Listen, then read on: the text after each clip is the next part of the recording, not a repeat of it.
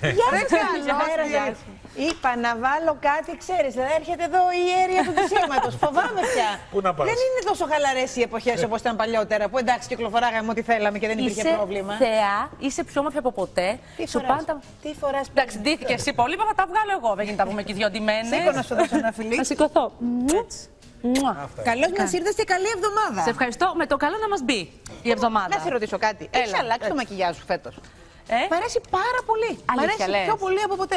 Αχ, χαίρομαι που το λέει. Λοιπόν, σε έχω ακούσει στο μακιγιάζ μου. Τι πράγμα? Δηλαδή, μου έχει πει να φοράω να κάνω αλλαγές, να μην είμαι συνέχεια με το μαύρο μάτι. Αυτό τώρα το μακιγιάζ, όταν βλέπεις ένα πρόσωπο, είναι τα μάτια. Η Ρόζα Παπανδίου με βάφει ιστορία. χρόνια και με βάφει φανταστικά. Σε βάφει φανταστικά πράγματα. Ροζούλα. Η Ροζούλα Πάει μας. πολύ.